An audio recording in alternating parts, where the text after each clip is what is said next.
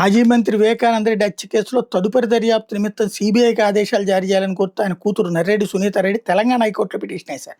ఈ కేసులో తదుపరి దర్యాప్తు వ్యవహారం సుప్రీంకోర్టు వరకు వెళ్లి సీబీఐ కోర్టుకు చేరిన విషయం తెలిసిందే. సునీతారెడ్డి పిటిషన్ మీద విచారించిన సీబీఐ కోర్టు ఏటు సునీల్ యాదవ్ సోదరుడు కిరణ్ యాదవ్, వైఎస్ భాస్కర్ రెడ్డి సోదరుడు ప్రకాష్ రెడ్డి మనవడు అర్జున్ రెడ్డిల మధ్య ఫోన్ కాల్ డేటాను విశ్లేషించి ఇందులో వారి పాత్ర మీద దర్యాప్తు చేయాలంటూ 2025 డిసెంబర్లో ఉత్తర్వులు జారీ చేసింది.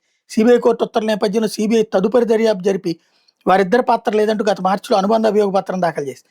ఈ నేపథ్యంలో సీబీఐ కోర్టు ఉత్తర్వులను సవాల్ చేస్తూ సునీతారెడ్డి మరోసారి హైకోర్టును ఆశ్రయించారు. తాను లేవనెత్తిన పలు సందేహాలకు సీబీఐ దర్యాప్తులో సమాచారం లేదని, ఇందులో పలువురు పాత్ర మీద ఉన్న సందేహాలపై తదుపరి దర్యాప్తు కొనసాగించాలని ఆదేశించాలని కోరారు. సీబీఐ కోర్టు ఉత్తర్వులు రద్దు చేసి వివేక హత్య కేసులో సందేహాస్పదంగా ఉన్న కోణాల మీద తదుపరి దర్యాప్తు కొనసాగించాలా ఆదేశించాలని కోరారు. దీని మీద తెలంగాణ హైకోర్టు సోమవారం విచారణ చేపట్టేటటువంటి అవకాశం ఉంది. ఇక్కడ బేసిక్గా అమ్మాయి ఏం కోరుకుంటుందంటే, వాస్తవంగా ఇప్పటికీ వెంటనే ఎవరైనా సరే తొందరగా తన తండ్రిని హత్య చేసిన వాళ్ళని శిక్షించాలని కోరుకోవాలి. ఈ అమ్మాయి హత్య చేసిన దస్తగిరిని కాపాడుతుంది.